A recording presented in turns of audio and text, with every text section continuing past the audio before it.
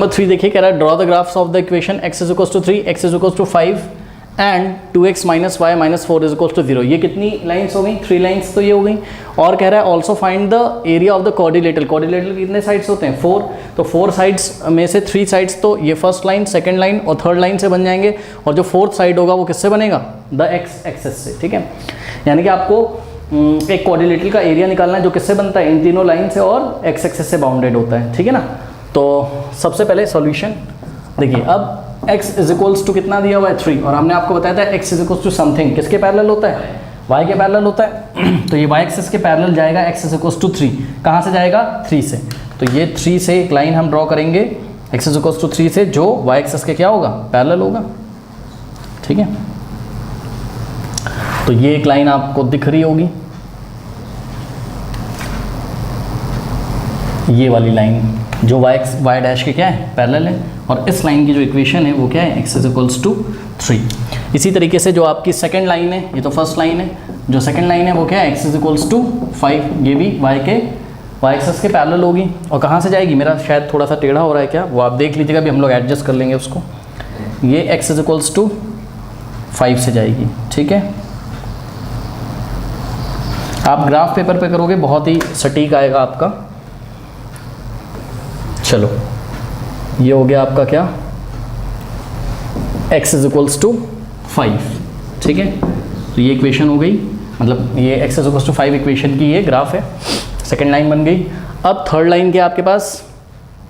Third line है 2x minus y minus 4 is equals to 0। इसके लिए हम टेबल एक फॉर्म कर लेते हैं। करेक्ट, x और यहाँ पे y। हाँ भाई, x की वैल्यू 0 पुट करिए। चलिए, x की वैल्यू 0 पुट करें तो ये पोर्शन खत्म हो जाएगा। क्या आ जाएगा बताओ? Minus y minus 4 is equals to 0। Minus 4 right में जाएगा तो minus y is equals to plus 4 हो जाएगा। फिर माइनस 1 को उधर माइनस 1 से मल्टीप्लाई कर दो तो y is equals to what? Minus 4। तो x की वैल्यू जब 0 रखी तो y कितना आ गया? माइनस 4। ठीक है, इसी तरीके से अगर हम y 0 पुट कर दें, ठीक, तो क्या हो जाएगा?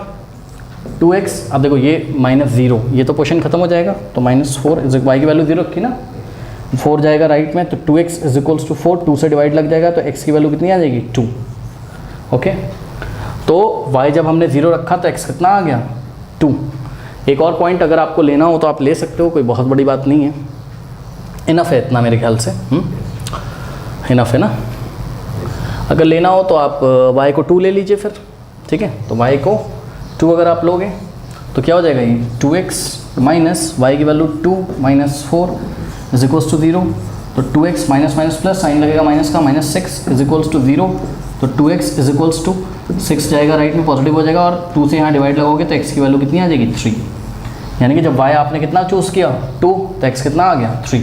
तो पॉइंट क्या हो गए? 0, माइनस 4। क्या क्या पॉइंट हो गए आपके पास? 0, -4। दूसरा पॉइंट क्या है? 2, 0। और थर्ड पॉइंट क्या है? 3, 2। करेक्ट, तो 0, -4। तो 0, -4 यहाँ कहीं आएगा। उसके बाद 2, 0। तो x पे 2 और y पे 0। 2, ओहो सॉरी, ये मेरे से गलती हो गई, मैंने ध्यान नहीं दिया। 0, -4 y एक्सिस पे आएगा, है ना। तो यहाँ नीचे आ जाएगा, यहाँ पे दिख भी रहा होगा कैमरे में। हाँ, दिख तो रहा है। चलो, 0, -4, x पे 0, y पे कितना? -4। तो ये वाला पॉइंट क्या है? 0, -4। फिर क्या है? 2, 0। तो x पे 2 और y पे 0, ये आ गया आपका 2, 0। ओके, और थर्ड पॉइंट क्या है? 3, 2। तो x पे 3 और y पे 2, x पे 3, y पे 2, यहाँ सामने आएगा। तो 1, 2, 3, ये तीनों पॉइंट्स को हम ज्वाइन कर देंगे। ठीक है,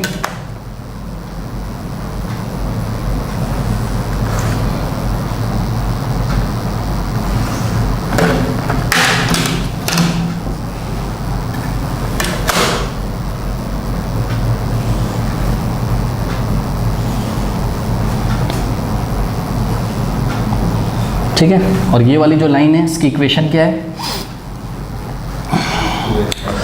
हाँ, कहाँ लिखें? यहाँ बढ़ा के यहाँ पे लिख दें आगे। इक्वेशन भी लिखना ज़रूरी है।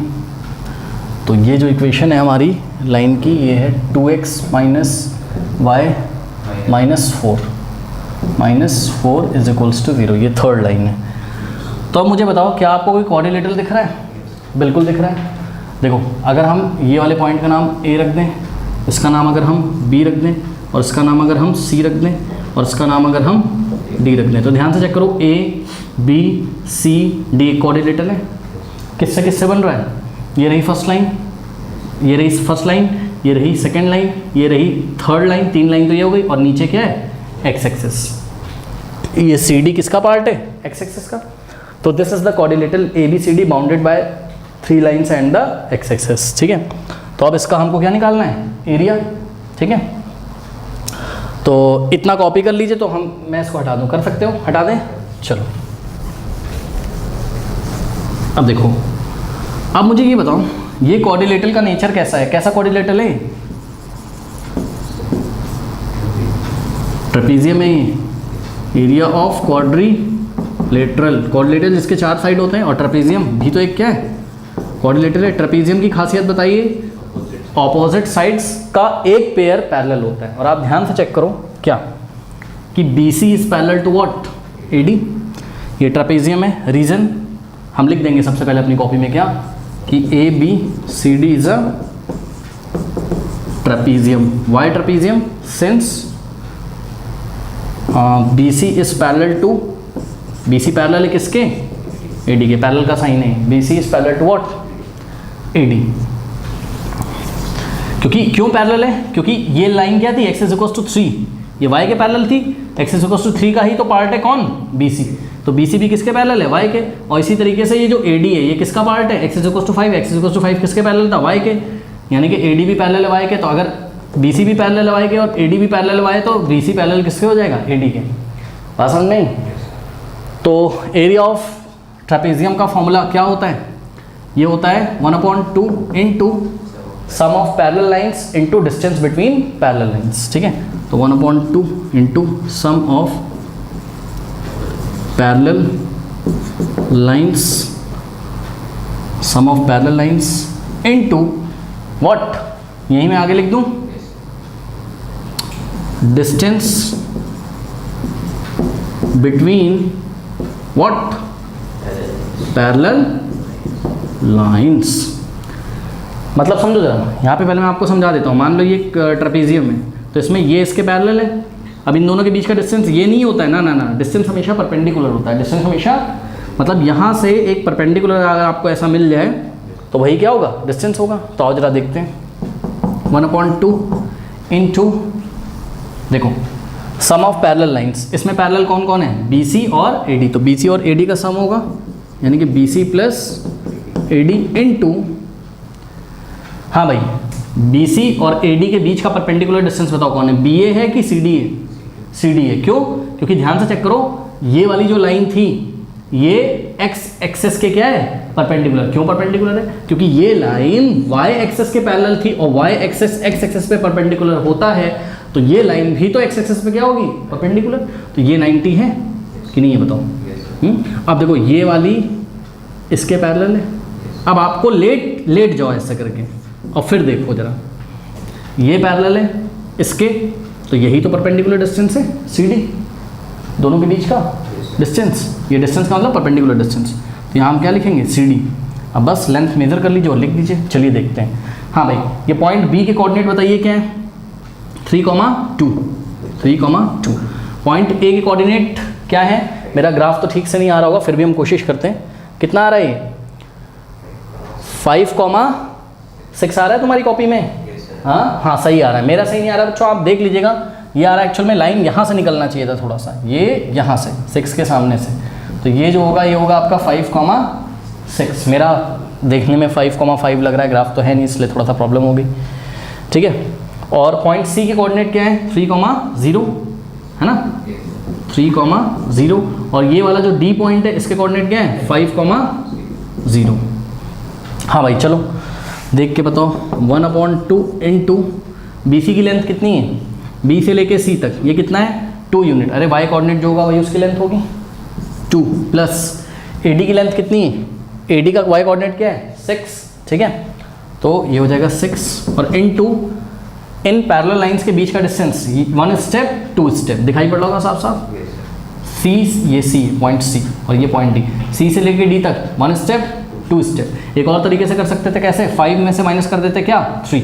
भाई ये ऑरिजिन है ना, ऑरिजिन से लेके यहाँ तक क्या है? 3, और ऑरिजिन से लेके यहाँ तक क्या है? 5। 5 माइनस 3 कितना आता? 2। अब देखो 6 + 2, ब्रैकेट वाला पहले सॉल्व करोगे, 8, ये 2 से 2 कैंसिल हो गया, आंसर क्या आ गया? 8 स्क्वायर यूनिट्स। स्क्वायर यूनिट्स लिखना मत भूलिएगा, ठीक है ना। तो हम फाइनल आंसर क्या करेंगे कि the required area of the quadrilateral formed by these 3 lines and the x-axis is 8 square units. Okay.